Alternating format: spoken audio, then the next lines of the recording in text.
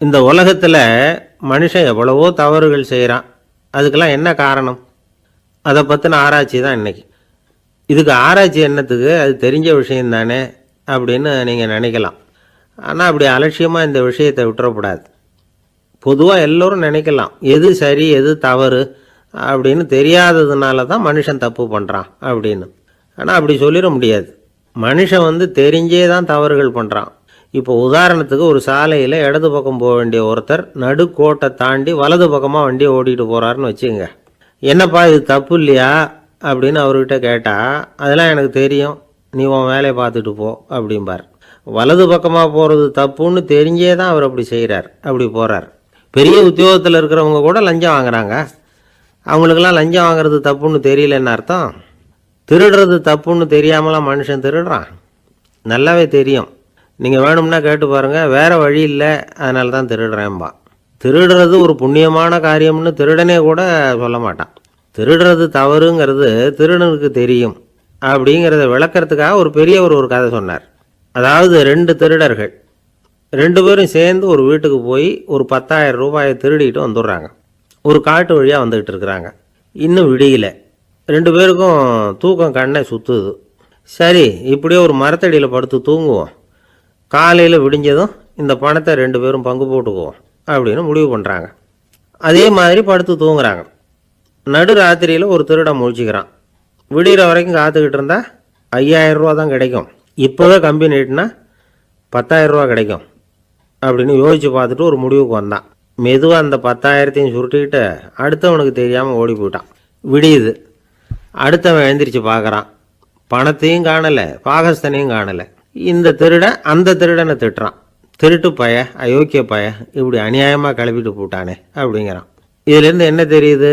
தெரியாமல் எடுத்துக்கிட்டு போகிறது திருட்டு, அயோக்கியத்தனம், அநியாயம் அப்படிங்கிறது இவனுக்கு தெரிஞ்சிருக்குது.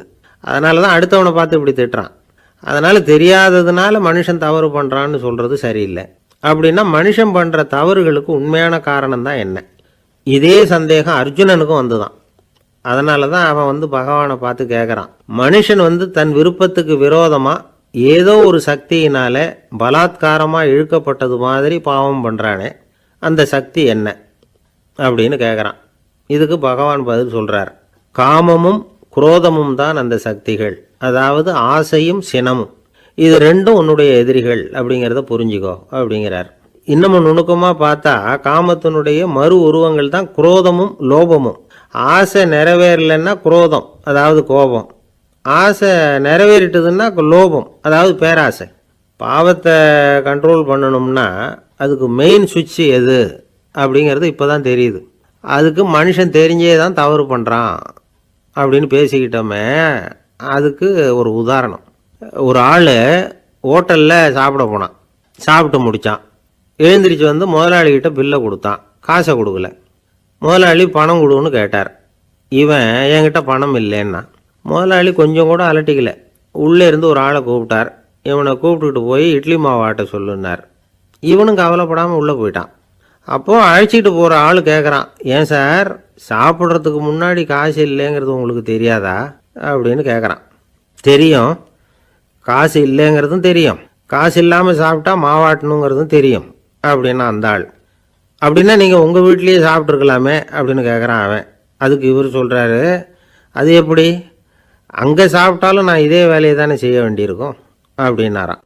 ஒரு ஊரில் ஒருத்தர் இருந்தான். ஒரு நாள் காலையில் எழுந்திரிச்சான். ஒரு 10 ரூபாய் எடுத்து சட்டை பையில் வச்சுக்கிட்டான். கடை தெருவுக்கு புறப்பட்டான். காய்கறி வாங்குறதுக்காக அவன் போகிறான். காய்கறி சந்தைக்கு போய் சேர்ந்தான். கத்திரிக்காய் 4 கிலோ கொடுங்கன்னா கொடுத்தாங்க. காசு கொடுக்கறதுக்காக சட்டை பையில் கையை விட்டான். பணத்தை காணும். 10 ரூபாயை சட்டை பையில் வச்சுக்கிட்டு தான் வந்தான். அது இப்போ அங்கே இல்லை. வழியில் எங்கேயும் அது விழுந்துட்டு போட்டிருக்கு. அல்லது யாராவது திருடர்கள் தெரியாமல் அதை எடுத்துக்கிட்டு போட்டாங்களா என்னன்னு தெரியல. எப்படியோ 10 ரூபாயை அவன் இழந்துட்டான். கையில் காசு இல்லை. அதனால் கத்திரிக்காயை திருப்பி கொடுத்துட்டு கவலையோடு வீட்டுக்கு திரும்பி வந்தான். அதையே நினச்சிக்கிட்டு இருந்தான். அவனுக்கு துக்கம் அதிகமாக போச்சு. அழ ஆரம்பிச்சிட்டான். காய்கறிகள் வாங்கிட்டு ஆனந்தமாக சமைச்சு சாப்பிட்லாம்னு நினச்சோம். அது முடியாமல் போச்சேங்கிற கவலை அவனுக்கு. அதனால் அதை மறக்கவே முடியல. இது நடந்து கொஞ்ச நாள் ஆச்சு. அதே மனுஷன் இன்னொரு நாள் அதே மாதிரி புறப்பட்டான். பணத்தை எடுத்து பையில் வச்சுக்கிட்டான். காய்கறி சந்தையை நோக்கி போய்கிட்டு இருக்கிறான். இப்போ வழியில் ஒரு ஏழை பையனை பார்த்தான். தம்பி எங்கே போகிற அப்படின்னு கேட்டான். ஐயா பள்ளிக்கூடத்துக்கு போயிட்டுருக்கிறேன் அவன். சரி, அதுக்கே இவ்வளவு கவலையோடு போயிட்டுருக்கிற அப்படின்னு விசாரித்தான் அவன்.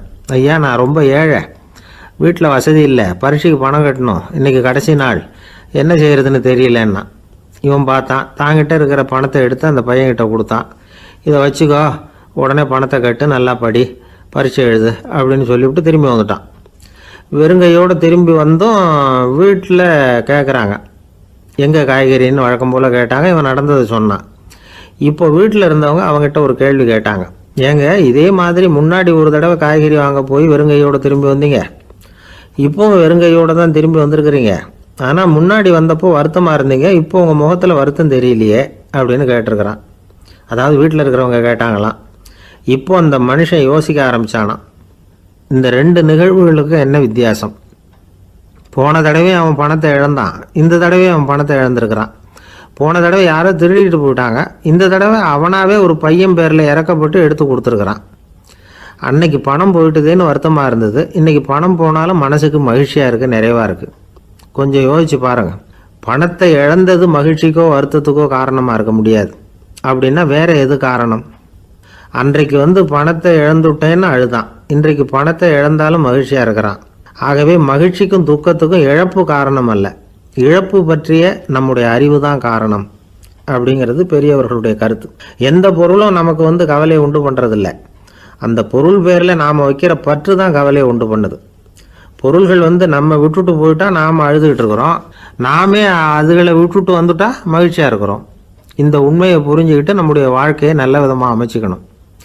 ஒரு ஆள் அழுதுகிட்டு இருந்தான், ஏன்டா அழுகுறேன்னு கேட்குறார் ஒருத்தர். இழக்கிறதுக்கு எதுவும் இல்லை அதனால் அழறேன்னா. என்னடா சொல்கிறேன்னார். கிட்ட வாங்க சொல்கிறேன்னா. இந்த மணி பர்ஸை வேற ஒருத்தன் பாக்கெட்லேருந்து திருடினேன், அப்புறம் தான் புரிஞ்சுது அவங்ககிட்ட இழக்கிறதுக்கு எதுவும் இல்லைங்கிறது.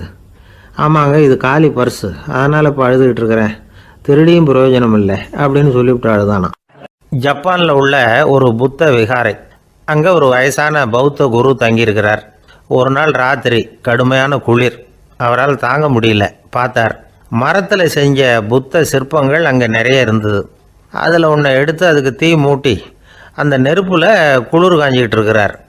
மர சிற்பம் தீ வச்சதும் படபடன்னு வெடிக்க ஆரம்பிச்சுட்டுது. அந்த சத்தத்தை கேட்டதும் அந்த புத்த விகாரையின் குருக்கள் வெளியில் ஓடி வந்தார். இவர் ஆனந்தமாக குளிர் காஞ்சிக்கிட்டு இருக்கிறார். அவரால் பொறுத்துக்க முடியல. தெருவில் தெரிஞ்சுக்கிட்டு இருந்த அந்த பெரியவரை இங்கே தங்க அனுமதித்ததே அவர் தான். இவர் இப்படி பண்ணுறாருன்னு நினச்சிக்கிட்டே அவரை கோபமாக பார்த்தார். ஏன் இப்படி கோபமாக பார்க்குறீங்க, இப்படி உட்காருங்க அப்படிங்கிறாரு இவர். அவருக்கு இன்னமும் கோபம் வந்துட்டுது. எங்கள் கடவுளை எரிச்சுட்டிங்களே அப்படின்னு சத்தம் போட்டாராம். அப்படியா அப்படின்னு கேட்டுக்கிட்டே அந்த சாம்பலை கிளறினார் இவர். என்ன செய்கிறீங்கன்னு கேட்டிருக்காரு அவர். நான் எலும்புகளை தேடுறேன்னாராம். நீங்கள் ஒரு பைத்தியம், இது ஒரு மர சிற்பம், இதில் எலும்புகள் கிடையாது அப்படின்னாராம். அவருக்கு கோபம் வந்துட்டுது. உடனே வெளியில் போங்கன்னு கத்தியிருக்கார். வெளியில் தள்ளி கதவையும் சாத்தி விட்டாராம். மறுநாள் காலையில் கதவை திறந்து பார்த்தா அந்த வயசான பெரியவர் ஒரு மைல்கல் மேலே சில காட்டு பூக்களை வச்சு புத்தம் சரணம் கச்சாமின்னு சொல்லிக்கிட்டே இருக்கிறார். இவருக்கு சந்தேகமாக போட்டுது. கிட்ட போனார். என்ன செஞ்சுக்கிட்டு இருக்கீங்கன்னு கேட்டார். இது என்னுடைய காலை நேர பிரார்த்தனைன்னாராம். நிஜமாகவே நீங்கள் ஒரு பைத்தியமாக தான் இருக்கணும், ஏன்னா அது ஒரு மைல்கல் அப்படின்னாராம். இப்போ அந்த பெரியவர் சொன்னாராம், நீங்கள் ஒரு மரத்தை புத்தராக நினைக்கும் பொழுது நான் ஏன் ஒரு மைல்கல்ல புத்தராக நினைக்கக்கூடாது? நான் புத்தரை எரிக்கலாம், ஏன்னா அவரை நான் நேசிக்கிறேன். அந்த சிற்பம் மரத்தால் ஆனதுங்கிறது எனக்கு தெரியும். நான் ஒரு மைல்கல்லை தொழலாம், ஏன்னா அது எனது பூக்களை தாங்குது. நான் இந்த மைல்கல்லுக்குள்ளே மறைஞ்சிருக்கிற புத்தரை பார்க்குறேன். யாராவது ஒரு சிற்பி இதை சிலையாக்கினாதான் நீங்கள் புத்தரை பார்க்க முடியும். அன்னைக்கு ரொம்ப குளிராக இருந்தது. நான் எனக்குள்ளே இருக்கிற புத்தரையும் பாதுகாக்கணும். உள்ளே இருக்கிற புத்தரை காப்பாற்றுறதுக்காக வெளியில் உள்ள புத்தரை எரிக்கலாம், அதில் ஒன்றும் தப்பு இல்லை. அது அவருடைய போதனையிலேயே இருக்குது. உனக்குள் ஜோதியாக இரு அப்படிங்கிறது அவருடைய போதனை. என்னுடைய புத்தர் குளிரில் நடுங்கிட்டு இருந்தார்.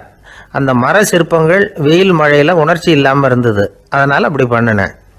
ஆனால் நீங்கள் என்ன பண்ணீங்க? நான் ஒரு மர புத்தரை எரிச்சதுக்காக உயிருள்ள புத்தரை வெளியில் தள்ளி கதவை சாத்தினீங்க அப்படின்னாராம் அந்த பெரியவர். உண்மையான பக்திங்கிறது இதுதான். அதாவது உனக்குள் ஜோதியாக இரு அப்படின்னு புத்தர் சொன்னார் இல்லையா, அது மாதிரி தனக்குள் ஜோதியாக இருக்கிற இந்த காலத்து ஆசாமிகள் நிறைய பேர் உண்டு. எப்பவும் போதையிலேயே இருக்கிறவங்க. ஒரு நாள் நடு ராத்திரி ஒரு மது கடையில் ஒரு ஆள் அங்குள்ள சிப்பந்திகள் கிட்ட கேட்டுக்கிட்டு இருக்கிறான். மறுபடியும் இந்த கடை எப்போ திறப்பாங்கன்னு கேட்டானா. நாளைக்கு காலையில் 8 மணிக்கு திறப்பாங்க அப்படின்னு நான் அங்கே இருந்த ஆள். அவன் திருப்பி திருப்பி அதையே கேட்டுக்கிட்டு இருக்கான். இவனுக்கு பதில் சொல்லி சொல்லி அழுத்து போச்சு. அதான் சொல்கிறேன் ஐயா, நாளைக்கு காலையில் வா அப்படின்னாங்களாம். அதுக்கு இவன், நான் வர்றதுக்காக கேட்கலையா, நேற்றுக்கு வந்தவன் உள்ளேயே மாட்டிக்கிட்டேன், வெளியில் போகிறதுக்காக கேட்டேன் அப்படின்னு நானும். இந்த உலகத்தில் எவ்வளவோ உயிரினங்கள் இருக்குது. ஒவ்வொன்றும் ஒவ்வொரு விதமாக சண்டை போடுது. இப்போ 2 மாடு சண்டை போட்டுக்குதுன்னு வச்சுக்கோங்க. என்ன பண்ணும்? 2 முட்டிக்கும். அதுக்கு சண்டை போடுறதுக்கு ஆயுதமாக உபயோகப்படுறது அதோட கொம்பு. 2 சேவல் சண்டை போட்டுக்குதுன்னு வச்சுக்கோங்க. அதுக்கு ஆயுதமாக உபயோகப்படுறது அதோட கால் நகம். காலால் தான் அது ஒன்றோட ஒன்று சண்டை போட்டுக்கும். ஆனால் 2 மனுஷன் சண்டை போட்டுக்கிறான்னு வச்சுக்கோங்க. இவன் இன்னதை தான் ஆயுதமாக உபயோகப்படுத்துவான்னு குறிப்பிட்டு சொல்ல முடியாது. கல்லை எடுப்பான், கத்தி எடுப்பான், துப்பாக்கி எடுப்பான், என்ன வேணாலும் பண்ணுவான். வாயால் திட்டுவான், கையால் அடிப்பான், காலால் உதைப்பான், சகலகலாக வல்லவன். விலங்குகள்லாம் பொதுவாக வாயை சாப்பிட்றதுக்கு மட்டும்தான் உபயோகப்படுத்துது. ஆனால் இவனுக்கு சாப்பிட்றதுக்கும் அதுதான், சாப்பிட்டு விட்டு திட்டுறதுக்கும் அதுதான். ஆனால் ஒரு விஷயத்தில் மட்டும் கெட்டிக்கிறேன். அதாவது நாம் சண்டை போட்டுக்கிட்டாலும் பரவாயில்லை, கோழிகள் சண்டை போடாமல் இருக்கணும் அப்படின்னு ஆசைப்படுறான். எதுக்காக? கோழிகள் சண்டை போடாமல் இருந்தால் நிறைய முட்டைகள் போடுமா, அதுக்காக தான் இந்த அக்கறை. கோழி பண்ணை வச்சுருக்கிறவங்களுக்கு இது ஒரு பெரிய பிரச்சனை. அதாவது பண்ணையில் இருக்கிற கோழிகளுக்குள்ளே அடிக்கடி சண்டை வந்துடும். அதனால் முட்டை உற்பத்தி குறைஞ்சிரும். சரி, இதுக்கு என்ன பண்ணுறது? பண்ணையில் போய் உட்காந்துக்கிட்டு தினமும் பஞ்சாயத்து பேசிகிட்டு இருக்க முடியுமா? அமெரிக்காவில் கோழி பண்ணை வச்சுருக்கிற ஒருத்தர் இதை பற்றி யோசனை பண்ணி பார்த்தாராம். ஒரு வழியையும் கண்டுபிடிச்சிருக்கார். கோழிக்கெல்லாம் மூக்கு கண்ணாடி மாட்டி விட்டுட்டோம்னா அது சண்டை போடுற குணம் குறைஞ்சிரும், முட்டை அதிகமாகிடும். அந்த கண்ணாடியில் உள்ள லென்ஸு சிவப்பு நிறத்தில் இருக்கணும், அவ்வளவுதான் அப்படின்னு அவர் கண்டுபிடிச்சாராம். இது ஏற்கனவே நடைமுறையில் கண்டுபிடிக்கப்பட்ட ஒரு விஷயம். ஆனால் எல்லா கோழிக்கும் சிவப்பு மூக்கு கண்ணாடி எப்படி மாட்டி விடுறது? அப்படியே மாட்டி விட்டாலும் அது நழுவாமல் இருக்கணுமே. இப்போ நாமெல்லாம் நடு விரலால் மூக்கு கண்ணாடி நடுவில் தொட்டு அப்படி ஸ்டைலாக சரி பண்ணிக்கிறோம். அது மாதிரி கோழி எப்படி சரி பண்ணிக்கும்? இதுதான் பிரச்சனை. இதுக்கு அவர் என்ன வழி கண்டுபிடிச்சாருன்னா, கோழிக்கெல்லாம் மூக்கு கண்ணாடிக்கு பதிலாக விழியொட்டு வில்லைகள், கான்டாக்ட் லென்ஸ், அதை பொருத்தி விட்டா என்ன அப்படின்னு யோசனை பண்ணார். அதே மாதிரி பண்ணார். அதே மாதிரி செஞ்சு பார்த்தார், வெற்றி. அதுக்கப்புறம் கோழியெல்லாம் சண்டை போட்டுக்கலையாம், சமாதான பிரியர்கள் ஆகிட்டு தான். கோழிகளுக்கு இயல்பாகவே சண்டை போடுற குணம் உண்டு. ஆனால் அதோட கண்ணுக்கு பார்க்குற பொருள்லாம் ரோஜா நிறத்துலையோ அல்லது இன்னும் சொல்ல போனால் அழுத்தமான சிவப்பு நிறத்துலையோ தெரிஞ்சதுன்னா சண்டை போடுற குணம் குறைஞ்சிருதான். அந்த சமயத்தில் அது அதிகமாகவும் முட்டையிட ஆரம்பிச்சுடுதான். அதே நேரத்தில் இறை எடுக்கிறத கூட குறைச்சிக்குதான். இது ஏன் இப்படி பண்ணுதுங்கிறது விஞ்ஞானிகளுக்கு இன்னமும் புரியலையா. எப்படியோ அமெரிக்க கோழிகள்லாம் கான்டாக்ட் லென்ஸ் பொருத்திக்க ஆரம்பித்தாச்சு. கோழி கழுத்தை பிடிச்சிக்கிட்டு ஒரு சில வினாடிகளில் அதை பொருத்தி போடுறாங்களாம். கோழியோட ஆயுள் பூரா அது அப்படியே இருக்குமா. பண்ணையில் முட்டை உற்பத்தி குறைஞ்சா இது மாதிரி விஞ்ஞானபூர்வமாக பரிகாரம் தேடுறது தான் நல்லது. நமக்கு வேண்டியப்பட்ட ஒருத்தர், அவர் ஒரு கோழி பண்ணை வச்சுருந்தார். அந்த பண்ணையில் பாதி கோழி திடீர்னு செத்து போச்சு. உடனே ஒரு கால்நடை மருத்துவர்கிட்ட போக வேண்டியது தானே. அங்கே போகல, உள்ளூரில் மந்திரம் பண்ணிகிட்டு இருந்த ஒரு சாமியார்கிட்ட போனார். அவர் காலில் விழுந்தார். சாமி, என் பண்ணையில் பாதி கோழி செத்து போட்டுதுன்னார். சாமியார் யோசனை பண்ணார். சரி, பண்ணையில் வாசப்படி கிழக்கு பக்கமாக வச்சுருக்கியா மேற்கு பக்கமாக வச்சுருக்கியான்னு கேட்டார். கிழக்கு பக்கமாக இருக்குன்னார் அவர். அதுதான் தப்பு, மேற்கு பக்கமாக அதை மாற்று, சரியாக போடும்னாராம். அதே போல் இவர் போய் மாற்றிவிட்டார். அப்பவும் பாதி செத்து போச்சு. மறுபடியும் சொன்னார், சாமி மறுபடியும் பாதி கோழி செத்து போட்டுதேன்னார். சரி, கூரை எப்படி போட்டிருக்க, ஓடு போட்டிருக்கியா இல்லை கீத்து போட்டிருக்கியான்னார். ஓடு போட்டிருக்கேன்னாராம் அவர். அதுதான் தப்பு, அதை கீத்து போட்டுரும், சரியாக போடும்னாராம். சரின்னு போய் அதையும் மாற்றி பார்த்தார். மறுபடியும் போயிட்டுது, கோழி செத்து போச்சு. வந்தார், மறுபடியும் பாதி செத்து போச்சு சாமின்னு வந்தார். இவரும் யோசனையை மாற்றி மாற்றி சொல்லிகிட்டே இருக்கிறார். இப்படி அவரும் மாற்றி மாற்றி பார்த்தார். 6வது தடவையாக அவரை தேடிட்டு வந்தார். அந்த சமயத்தில் இவர் ரொம்ப தீவிரமாக யோசனை பண்ணி பார்த்துட்டு, அது சரிப்பா, நீ என்கிட்ட சளைக்காமல் வந்துக்கிட்டு இருக்கிற, நானும் யோசனை சொல்லிகிட்டு இருக்கேன். இப்போவும் உங்ககிட்ட சொல்கிறதுக்கு என்கிட்ட யோசனை நிறையா இருக்குது, ஆனால் சோதிக்கிறதுக்கு உங்ககிட்ட கோழி இல்லையே, என்ன பண்ணுறது அப்படின்னாராம் இவர். ஒரு ஊரில் ஒரு ராஜா இருந்தார். அந்த ராஜாவுக்கு ஒரு மந்திரி. ராஜா ரொம்ப நியாயமானவர், நேர்மையானவர், கண்டிப்பானவர். தப்பு செய்கிறது யாராக இருந்தாலும் தண்டனை கொடுப்பார். வேண்டியவங்களுக்கு ஒரு நியாயம், வேண்டாதவங்களுக்கு ஒரு நியாயங்கிறதெல்லாம் அவர்கிட்ட கிடையாது. ஒரு சமயம் அரசவையில் அந்த அமைச்சரே விதிமுறைகளுக்கு புறம்பா ஏதோ நடந்துகிட்டு இருக்கார். மன்னருக்கு கோபம் வந்துட்டுது. உடனே அந்த அமைச்சரை கிட்டத்தில் கூப்பிட்டு அவர் கன்னத்தில் ஓங்கி ஒரு அறை கொடுத்துட்டாராம். உடனே அந்த அமைச்சர் என்ன பண்ணார் தெரியுமா? நேராக போனார். அங்கே நின்றுக்கிட்டு இருந்த இன்னொருத்தர் கன்னத்தில் ஓங்கி அரைஞ்சார். அறை வாங்கினவர் திகைச்சு போயிட்டார். இவர் ஏன் நம்மளை அரைகிறார் அப்படின்னு யோசனை பண்ணார். மன்னரும் திகைச்சு போயிட்டார். நாம இவரை அரைஞ்சா அதுக்காக இவர் போய் இன்னொருத்தரை அரையணுமா அப்படின்னு யோசனை பண்ணார். இவருக்கு என்ன பைத்தியமானு கூட நினைக்க ஆரம்பிச்சிட்டார். ஆனால் என்ன ஆச்சுன்னா, அப்புறம் அமைச்சர் அவர் கவனிச்சுக்கிட்டு இருந்தாரா, அவர் இன்னொருத்தர் அரைஞ்சார் இல்லையா, அந்த அறை வாங்கின ஆசாமியை பார்த்து கத்திக்கிட்டு இருந்தார். யார்? அமைச்சர். ஏன்பா என்கிட்ட அறையை வாங்கிக்கிட்டு இப்படி விவரம் இல்லாமல் நின்றுக்கிட்டு இருக்கிறிய, நான் உனக்கு கொடுத்ததை நீ வேற யாருக்கிட்டையாவது கொடுத்துரு அப்படின்னார். உடனே அந்த ஆள் பார்த்தான். தனக்கு அடுத்தபடியாக நின்றுக்கிட்டு இருந்தவனை ஓங்கி ஒரு அறை அரைஞ்சான். அவன் கன்னத்தை தடவிட்டே யோசனை பண்ணான். இது ஏதோ புரிஞ்சுக்கிட்ட மாதிரி அடுத்தாப்புல நின்றுக்கிட்டு இருந்தவனை அரைஞ்சான். இப்படி இந்த அறை மாறி மாறி போய்கிட்டே இருக்குது. ஊரு பூரா பிரயாணம் பண்ண ஆரம்பிச்சுட்டுது. அன்னைக்கு ராத்திரி அந்த ராஜா படுக்கிறதுக்காக போனார். அந்த நேரம் பார்த்து அவர் கன்னத்தில் பலார்னு ஒரு அறை விழுந்தது. நம்மளே அரையிறது யாரு அப்படின்னு அதிர்ச்சியோட மன்னர் திரும்பி பார்க்குறாரு. அரைஞ்சது அவரோட மனைவி. என்னாச்சு உனக்குன்னு கத்துனார் ராஜா. உங்களுக்கு தெரியாதா, ஊர் பூரா ஒருத்தர் மாற்றி ஒருத்தர் மூலமாக இந்த அறை பிரயாணம் பண்ணிட்டு வருது அப்படின்னாங்க அந்த அம்மா. அப்படின்னா ஆரம்பித்த இடத்துக்கே வந்துட்டுதா அப்படின்னாராம் மன்னர். என்ன சொல்கிறீங்கன்னு கேட்டிருக்காங்க. இவர் விவரத்தை சொன்னாராம். அப்படின்னா நீங்கள் ஆரம்பித்து வச்ச இந்த விளையாட்டை நான் முடிச்சு வச்சுட்டேன் அப்படின்னாங்களாம் அந்த அம்மா. மறுநாள் காலை மறுபடியும் அரசவை கூடிச்சு. அந்த அமைச்சர் மன்னரை பார்த்து கேட்டார், என்ன மகாராஜா, என்கிட்ட கொடுத்ததை திருப்பி வாங்கிட்டீங்களா அப்படின்னாராம். இப்படி நடக்கும்னு நான் எதிர்பார்க்கவே இல்லைன்னார் மன்னர். ஆனால் நான் எதிர்பார்த்தேன். அது எங்கே போயிட போகுது, ஊர் பூரா சுற்றி கடைசியில் உங்ககிட்ட தான் சேரும் அப்படிங்கிறது எனக்கு தெரியும் அப்படின்னார் அமைச்சர். இந்த கதை வேடிக்கையாக இருந்தால் கூட இதில் உள்ள கருத்து முக்கியமானது. இந்த உலகத்தில் பல கருத்துக்கள் இப்படி தான் மாறி மாறி சுற்றி வந்துக்கிட்டே இருக்குது. நம்மால் ஒருத்தன் தன்னுடைய நண்பன் ஒருத்தனை கடத்தரில் பார்த்தான். உடனே ஓடி போய் பலார்னு ஒரு அறை கொடுத்தானா. அவன் கன்னத்தை தடவிட்டு ஏன்டா என்னை அரைஞ்சேன்னு கேட்டிருக்கான். நீ ஏன்டா என்னை முட்டாள்னு என் மனைவிட்ட போய் சொன்னேன் அப்படின்ட்டுருக்கான் அவன். உன்னை ஒரு முட்டாள்னு சொன்னதுக்காகவா நீ என்னை அரைஞ்ச அப்படின்னு கேட்டிருக்கான் இவன். டேய், நான் அதுக்காக அறையலப்பா, அது ஒரு பெரிய ரகசியம். நான் முட்டாளுங்கிறது அந்த ரகசியத்தை நீ ஏன் எங்கள் வீட்டில் போய் சொன்னேன், அதுக்காக தான் அரைஞ்சேன் அப்படின்னு நான் அவன். ஒரு வயசான பாட்டியின் தாத்தாவும் ஒரு பூங்காவில் உட்காந்து பேசிக்கிட்டு இருக்கிறாங்க. அவங்களுக்கு கல்யாணம் ஆகி 53 வருஷம் ஆச்சு. பிள்ளைங்கள்லாம் படித்து பெரிய பெரிய வேலையில் இருக்கிறாங்க. பேரன் பேத்திகளும் நல்ல நிலைமையில் இருக்கிறாங்க. இந்த தாத்தாவும் பாட்டியும் சிரித்து பேசிக்கிட்டு இருந்ததை ஒரு பெரியவர் பார்த்தார். அவருக்கு ஆச்சரியமாக இருந்தது. இந்த வயசுலேயும் இவ்வளவு அந்யோன்யமாக இவங்க பேசிக்கிட்டு இருக்கிறாங்களே அப்படின்னு நினச்சார். சரி, நேரிலேயே கேட்டுருவோமே அப்படின்னு நினச்சிக்கிட்டு கிட்ட போனார். உங்கள் மன வாழ்க்கையின் வெற்றிக்கான ரகசியம் என்ன அப்படின்னு கேட்டார். இதை கேட்டதும் அந்த தாத்தா சிரிச்சுக்கிட்டே பாட்டியை பார்த்தாராம். அதுக்கப்புறம் சொன்னாராம், நான் இந்த அம்மாவை கல்யாணம் பண்ணிக்கிட்டதுக்கும் எங்களுடைய இல்வாழ்க்கை இவ்வளவு நாளாக பலம் குறையாமல் மகிழ்ச்சியாக இருக்கிறதுக்கும் காரணம் ஒன்று தான். அது என்ன காரணம்னா, எங்களுக்கு இடையில பொதுவாக நிறைய குறைகள் உண்டு, அதுதான் காரணம் அப்படின்னாராம். அவர் சொல்கிறது சரிதான் அப்படிங்கிறது மாதிரியே அந்த பாட்டியும் அவரை நிமிர்ந்து பார்த்தாங்களாம்.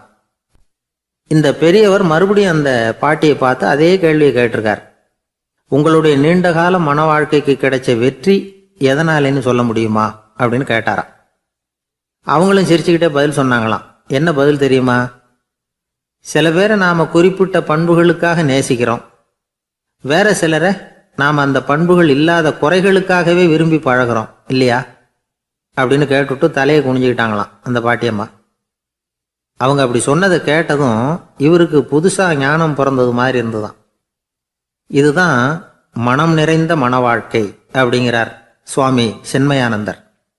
பண்புகளை எப்படி நேசிக்க முடியுதோ அதே மாதிரி பண்புகள் இல்லாத குறைகளையும் நேசிக்க முடியும். மனசு தான் காரணம். ஒரு மேல்நாட்டு தம்பதி, அவங்களும் தாத்தா பாட்டி தான். அவங்க 2 பேரும் ஒரு பூங்காவில் உட்காந்து சிரித்து பேசிக்கிட்டு இருக்கிறாங்க. அதை ஒருத்தர் பார்த்தார். அவருக்கு ஆச்சரியம், இவ்வளவு காலம் ஆகி இந்த வயசுலேயும் இப்படி அன்பாக பேசிக்கிட்டு இருக்கிறாங்களே அப்படிங்கிற ஆச்சரியம். கிட்ட நெருங்கி போனார். கேட்டார், ஏன் தாத்தா, உங்களுக்கு கல்யாணம் ஆகி எவ்வளோ வருஷம் ஆச்சுன்னார். 55 வருஷம் ஆச்சுன்னாராம் அவர். இன்னமும் இவ்வளவு சந்தோஷமாக இருக்கிறீங்களே அதுக்கு என்ன காரணம்னு கேட்டிருக்கார். அதுக்கு என்ன காரணம்னா, இது வரைக்கும் எங்களுக்குள்ள சண்டையே வந்ததில்லை அப்படின்னாராம். அது எப்படி முடியும்னு கேட்டிருக்கார் இவர் ஆச்சரியமா. அந்த தாத்தா சொல்ல ஆரம்பிச்சாராம், இதை பாருப்பா, எங்களுக்கு கல்யாணம் ஆன புதுசில் நானும் என்னுடைய மனைவியும் ஒரு குதிரை மேலே ஏறி ஒரு காட்டு வழியாக போய்கிட்டு இருந்தோம். கொஞ்சம் தூரம் போனதும் அந்த குதிரை எடக்கு பண்ணிச்சு. நான் உடனே கீழே இறங்கி அந்த குதிரையை பார்த்து, இது உனக்கு முதல் தடவை அப்படின்னு மிரட்டலாக சொல்லிவிட்டு ஏறி உக்காந்தேன். மறுபடியும் போனோம். கொஞ்சம் தூரம் குதிரை நல்லபடியாக நடந்து போச்சு. மறுபடியும் எடக்கு பண்ண ஆரம்பிச்சுட்டுது. நான் கீழே இறங்கினேன். கையில் இருந்த சாட்டையால் ஓங்கி ஒரு அடி கொடுத்தேன். இது உனக்கு 2வது தடவை அப்படின்னு சொல்லிவிட்டு ஏறி உக்காந்தேன். மறுபடியும் குதிரை கொஞ்சம் தூரம் நல்ல விதமாக நடந்து போச்சு. அப்புறமும் எடக்கு பண்ண ஆரம்பிச்சுட்டுது. அந்த சமயத்தில் ஒரு ஆற்று பாலத்தை கடந்து போய்கிட்டு இருக்கிறோம். நான் கீழே இறங்கினேன். என்னுடைய மனைவியையும் கீழே இறங்க சொன்னேன். அந்த குதிரையை பிடிச்சி அப்படியே ஆற்றுல தள்ளி விட்டுட்டேன். தள்ளி விட்டுட்டு, இது உனக்கு கடைசி தடவை அப்படின்னு சொன்னேன். அதை பார்த்ததும் என் மனைவி பதறி போயிட்டாங்க. போய், ஐயோ பாவம், என்ன இப்படி பண்ணிவிட்டீங்க, உங்களுக்கு மனசில் கொஞ்சம் கூட இறக்கமே இல்லையா அப்படின்னாங்க. நான் மெதுவாக இவங்க பக்கம் திரும்பி, இது உனக்கு முதல் தடவை அப்படின்னேன். அவ்வளவுதான். அன்னையிலேருந்து இன்னைய வரைக்கும் ஒரு நாள் கூட எங்களுக்குள்ள சண்டையே வந்ததில்லை அப்படின்னு விளக்கம் கொடுத்தார் அந்த தாத்தா. இமயமலை அடிவாரத்தில் ஒரு மடம். அங்கே ஒரு சன்னியாசி இருந்தார். அவர்கிட்ட ஒருத்தர் வந்தார். சுவாமி, ஆசையை உதற நினைக்கிறேன், முடியல, ஒட்டிக்கிட்டே வருது அப்படின்னாராம். இப்படி உட்கார, ஒரு கதை சொல்கிறேன் அப்படின்னு சொல்லி அவர் சொல்ல ஆரம்பித்தாராம். அவர் சொன்ன கதை என்னென்னா, ஒரு ஊரில் ஒரு ஆள் இருந்தான். அவன் பேர் குப்புசாமி. அவங்ககிட்ட எப்பவும் ஒரு பழைய தொப்பி இருக்கும், விடவே மாட்டான். அதனால் அவனை எல்லோரும் தொப்பி சாமி அப்படின்னு தான் கூப்பிடுறது வழக்கம். ஒரு புது தொப்பி வாங்கிக்கப்படாதாப்பா அப்படின்னு நண்பர்கள்லாம் சொல்லி பார்த்தாங்க. பணத்துக்கு எங்கே போவேன் அப்படின்னு விட்டானா. பணம் வச்சுருக்கான், செலவு பண்ண மனசு வரல, மகா கஞ்சன். பழைய பாட்டில்கள்லாம் வாங்கி விற்றுக்கிட்டு இருந்தான். அப்படி ஒரு தடவை பழைய கண்ணாடி சாமான்களை ஏலத்தில் எடுத்தப்போ அதில் ஒரு அருமையான சென்ட்டு பாட்டில் கிடச்சிது. உடனே ஒரு ஐடியா பண்ணான். அந்த சென்ட்டை சின்ன சின்ன பாட்டில்களில் அடைச்சி ஜன்னல் ஓரமாக அடுக்கி வச்சுட்டான். அதை விற்றா நிறைய பணம் கிடைக்குமே, அதனால். இதுக்கு இடையில் ஒரு நாள் அவன் அப்படியே உட்காந்துருந்தான். அந்த நேரம் நண்பன் வந்தான். ஏண்டா, உன் பழைய தொப்பியை மாற்றப்படாதா, ஊரில் எல்லோரும் கேலி பேசுகிறாங்களே உன்னை தொப்பி சாமின்னு அப்படின்னு சொல்லி கேட்டிருக்கான். இந்த சென்ட்டு பாட்டில் விற்றதும் பணம் வரும், அதுக்கப்புறம் பார்க்கலாம் அப்படின்னு நானா இவன். சரி வா, நீச்சல் குளத்துக்கு போயிட்டு வருவோம் அப்படின்னு கூப்பிட்ருக்கான் நண்பன். 2 பேரும் போனாங்க. அதே நேரம் அந்த ஊர் நீதிபதியும் அங்கே குளிக்க வந்தாராம். அவர்கிட்ட இருந்தது விலை வசந்த ஒரு புது தொப்பி. அதை அங்கே இருந்த ஸ்டாண்டில் மாட்டிவிட்டு குளிக்க போனார். இதுக்கிடையில் குப்புசாமி குளிச்சுட்டு வந்தான். அவனுடைய பழைய தொப்பியை காணலை. அந்த புது தொப்பியை பார்த்தா இது நண்பனுடைய வேலை தான் அப்படிங்கிறதாக புரிஞ்சுக்கிட்டு அதை எடுத்து மாட்டிகிட்டு வந்துட்டான். நீதிபதி குளிச்சுட்டு வந்து பார்க்குறாரு, தொப்பியை காணும். போலீஸில் புகார் கொடுத்தார். அவங்க தேடினாங்க. ஒரு மூலையில் பழைய தொப்பி கிடச்சிது. அடடா, இது நம்ம குப்புசாமியோட தொப்பி இல்லையா அப்படின்னு நானா ஒருத்தன். உடனே அவன் வீட்டுக்கு தேடிட்டு போயிருக்காங்க. அங்கே போய் பார்த்தா புது தொப்பி அங்கே இருக்குது. உடனே அவனுக்கு 1000 ரூபா அபராதம் போட்டாங்களாம். அவன் பணத்தை கட்டிவிட்டு ரொம்ப எரிச்சலோடு வீட்டுக்கு வந்தான். பழைய தொப்பி கண்ணில் பட்டது. மறுபடியும், உன்னால் தானே எனக்கு 1000 ரூபா நஷ்டம் அப்படின்னு சொல்லி அதை எடுத்துக்கிட்டு அப்படி போயிருக்கான். அந்த ஊர் குளத்தில் வீசி எரிஞ்சிட்டு வந்துட்டான். அது மீன் பிடிக்கிற ஒருத்தன் கையில் சிக்கிச்சு. அவன் வர்ற வழியில் அதை எடுத்து வேகமாக வீசி எறிஞ்சான். அது நேராக குப்புசாமி வீட்டு ஜன்னல் வழியாக உள்ளே இந்த சென்ட்டு பாட்டில்கள் மேலே விழுந்து எல்லாம் உடஞ்சி நொறுங்கி போச்சு. குப்புசாமி பார்த்தான். தோட்டத்தில் ஆழமாக ஒரு குழியை வெட்டினான். அந்த தொப்பியை போட்டான், மூடிவிட்டான். இதை அடுத்த வீட்டுக்காரன் பார்த்தான். ஏதோ புதையல் தான் வச்சுருக்கான் போல இருக்குன்னு நினச்சான். போலீஸில் போய் புகார் கொடுத்துட்டான். மறுபடியும் போலீஸ் குழியை தோண்டினாங்க. பழைய தொப்பி மறுபடியும் வெளியில் வந்தது. எல்லோரும் சிரிக்கிறாங்க. அன்னைக்கு ராத்திரியே அந்த தொப்பியை எடுத்துக்கிட்டு நேராக புறப்பட்டான். ஒரு கல்லில் அதை சேர்த்து கட்டி குடிநீர் தொட்டி இருக்கும்ல, அதில் போட்டுட்டு வந்துட்டான். இனிமேல் என்ன பண்ணும் பார்ப்போன்னு. ஒரு நாள் திடீர்னு குழாயெல்லாம் அடைப்பட்டு போச்சு. மாநகராட்சி அலுவலர்கள் என்னன்னு பார்த்தா அந்த பழைய தொப்பி குழாயை அடைச்சிக்கிட்டு இருக்குது. இது குப்புசாமியோட தொப்பிங்கிறது தான் எல்லாருக்கும் தெரியுமே. உடனே குடிநீரை பாழாக்கணத்துக்காக குப்புசாமிக்கு கோர்ட்டு 2500 ரூபா அபராதம் போட்டுவிட்டுது. அதையும் கட்டிவிட்டு வெளில வந்தான். கடைசியாக முடிவு பண்ணான். ஒரு நெருப்பு குச்சியை கிழிச்சான். தொப்பியை கொளுத்தினான். எரிஞ்சது. எடுத்து வெளில எரிஞ்சான். கொஞ்ச நேரத்தில் தீ அணைப்பு படம் வந்துட்டுது. ஆமாம், இவன் எடுத்து எரிஞ்சது வெளியில் விழுந்து வீட்டு கூரையே பற்றிக்கிட்டு எரிய ஆரம்பிச்சுட்டுது. அவனோட பணத்தாசையும் அதோடு சேர்ந்து எரிஞ்சு போச்சான். இப்படி ஒரு கதை. இந்த கதையை சொல்லி முடித்தார் அந்த இமயமலை அடிவாரத்தில் இருந்த சன்னியாசி. இப்போ அந்த குப்புசாமி எங்கே இருக்கிறான்னு கேட்டார் எதிரில் இருந்தவர். இதோ உன் எதிரிலே இருக்கிறான், நான் தான் அந்த குப்புசாமி அப்படின்னாரான் அந்த சன்னியாசி. அந்த குப்புசாமி கிட்ட இருந்தது மாதிரி ஒரு பழைய தொப்பி நம்ம ஒவ்வொருத்தர்கிட்டையும் உண்டு. அதை எப்படி தொலைக்கிறதுன்னு தெரியாமல் தடுமாறிக்கிட்டு இருக்கிறோம். அது என்ன தொப்பிங்கிறீங்களா? அதுதான் நம்மை சூழ்ந்திருக்கிற மாயை அப்படிங்கிறார் சுவாமி சின்மயானந்தர். மெய்ஞானம் கிடைக்கிறப்போ மாயை எரிஞ்சு போகும் அப்படிங்கிறது அவருடைய கருத்து. நம்மால் ஒருத்தர் வேகமாக ஓடி வந்தார். காலில் மாட்டியிருந்த பழைய செருப்பு ரெண்டையும் ஆவேசமாக தூக்கி ஒரு கிணத்துல போட்டுட்டு வெறுங்காலோடு நடந்து வந்துக்கிட்டு இருக்கிறார். ஏன் அப்படி பண்ணீங்க அப்படின்னு கேட்டோம். அந்த செருப்புக்கு சொந்தக்காரன் பின்னாடி வந்துக்கிட்டு இருக்கிறான், அதனால் அப்படி பண்ணேன் அப்படிங்கிறார் இவர். ஒரு ஊரில் ஒரு துறவி இருந்தார், புத்த சமய துறவி. அந்த ஊர் மன்னன் அவரை பற்றி கேள்விப்பட்டிருக்கான். ஒரு நாள் புறப்பட்டு போனான், துறவியின் பாதங்களை தொட்டு வணங்கினான். அதுக்கப்புறம் சொன்னான், ஐயா, நான் உங்களை அரண்மனைக்கு அழைச்சிட்டு போகிறதுக்காக வந்திருக்கிறேன். இனிமேல் நீங்கள் இங்கே எதுக்கு இருக்கணும் அப்படின்னானா. அவன் மனசுக்குள்ளே என்ன நினைப்புன்னா, இவர் எங்கே வர போகிறாரு, நான் ரொம்ப எளிமையானவன், எனக்கு எதுக்கு அரண்மனை வாசம்னு சொல்லிவிடுவார் அப்படின்னு நினச்சிருக்கான். ஆனால் அந்த துறவி என்ன பண்ணார் தெரியுமா? அப்படியா, சரி போகலாம், வா, போய் உன் ரதத்தை கொண்டுட்டு வா, அரண்மனைக்கு போகும்பொழுது அதுக்கு தகுந்த மாதிரி ஆடம்பரமாக போகணும் அப்படின்னு விட்டாரான். துறவி இப்படி சொன்னதும் அந்த மன்னனுக்கு மனசுக்குள்ளே சந்தேகம் வந்துட்டுது. இவர் உண்மையிலேயே துறவி தானா, ஏமாத்து பேர் வழி மாதிரி தெரியுதே அப்படின்னு நினச்சிருக்கான். இருந்தாலும் இனிமேல் என்ன பண்ணுறது, சொல்லியாச்சு. ரதத்தை கொண்டுகிட்டு வந்தான். துறவி ஏறி உட்காந்தார். பக்கத்தில் ராஜா. அவர் ரொம்ப உற்சாகமாக வரார், இவன் ரொம்ப சோர்ந்து போய் வரான். துறவி மரத்தடியிலேயே வாழ்ந்து பழக்கப்பட்டவர், அரண்மனையில் எளிமையாக ஒரு இடத்துல உட்காந்துக்குவார் அப்படின்னு நினச்சான். ஆனால் அப்படி இல்லை. அரண்மனைக்கு வந்த உடனே அந்த துறவி அதை கொண்டுட்டு வா, இதை கொண்டுட்டு வான்னு சொல்லி உத்தரவு போட ஆரம்பிச்சிட்டார். அரண்மனையில் இருந்தால் அரசனை மாதிரி இருக்கணும் அப்படிங்கிறார். ராத்திரி பூரா சௌரியமாக தூங்கினார். பகலில் அரண்மனை தோட்டத்தில் உலாவ வேண்டியது, நீச்சல் குளத்தில் குளிக்க வேண்டியது, இப்படியே பொழுது போக்கிட்டு இருக்கிறார். அந்த அரண்மனையில் துறவி மகிழ்ச்சியாக இருக்கிறார். மன்னனால் அப்படி இருக்க முடியல. அவருக்கு எந்த கவலையும் இல்லை, இவனுக்கு அரசாங்க கவலைகள். துறவி அப்படி இருக்கிறத இவனால் தாங்கிக்க முடியல. ஒரு நாள் அவர்கிட்டே போய், நான் உங்ககிட்ட கொஞ்சம் பேசணும் நானா. துறவி பார்த்தார். நான் இந்த அரண்மனைக்கு வரும்பொழுதே நீ என்னமோ என்கிட்ட கேட்கணும்னு நினைச்ச, ஏன் காலதாமதம்? நீ அனாவசியமாக உன்னையே தொந்தரவு பண்ணிகிட்டு இருக்கிற, நீ கவலையாக இருக்கேங்கிறது எனக்கு புரியுது. நான் மரத்தடியில் இருந்தப்போ கூட என்னை அடிக்கடி சந்திச்சுக்கிட்டு இருப்பேன், ஏதாவது விளக்கம் கேட்கறது உண்டு. இங்கே வந்த பிறகு என்னை சந்திக்கிறது கூட அபூர்வமாக போயிட்டுது. நீ இப்போ என்ன கேட்க போகிறேங்கிறது எனக்கு தெரியும், இருந்தாலும் கேள் அப்படின்னாராம். வேற ஒன்றும் இல்லைங்க, இப்போ உங்களுக்கும் எனக்கு என்ன வித்தியாசம்? 2 பேரும் அரண்மனையில் தான் இருக்கிறோம். நீங்கள் மகிழ்ச்சியாக இருக்கிறீங்க, நான் அப்படி இருக்க முடியல. இவ்வளவுக்கும் நீங்கள் முன்னாடி இருந்தது மாதிரி இல்லை. தினமும் தங்க தேர் கேட்குறீங்க, உயர்தரமான ஆடைகள் அணிகிறீங்க, சுவையான சாப்பாடு. இப்படி இருக்கிறப்போ உங்களுக்கும் எனக்கு என்ன வித்தியாசம்? இதுதான் மன்னனுடைய கேள்வி. இதுக்கு பதில் சொல்கிறேன், என் கூட புறப்பட்டு வா, இந்த நகரத்துக்கு வெளியில் போவோம் அப்படின்னு சொல்லி அரசனை கூப்பிட்டுக்கிட்டு ஊர் எல்லைக்கு சேர்ந்தார் துறவி. அங்கே போய் சொன்னார், இதை பாருப்பா, இந்த இடத்த தான் தேடிக்கிட்டு இருந்தேன். இனிமே நான் திரும்பி வரப்போறதில்ல. நீ என்னோட வர்றியா, திரும்பி போறியா அப்படின்னார். நான் எப்படிங்க உங்கள் கூட வர முடியும்? என்னுடைய நாடு, என்னுடைய சொத்துக்கள், மனைவி, மக்கள் எல்லாத்தையும் விட்டுட்டு எப்படிங்க வர்றதுன்னா. இப்போ அந்த துறவி சொன்னார், இப்போ வித்தியாசத்தை தெரிஞ்சுக்கிட்டியா?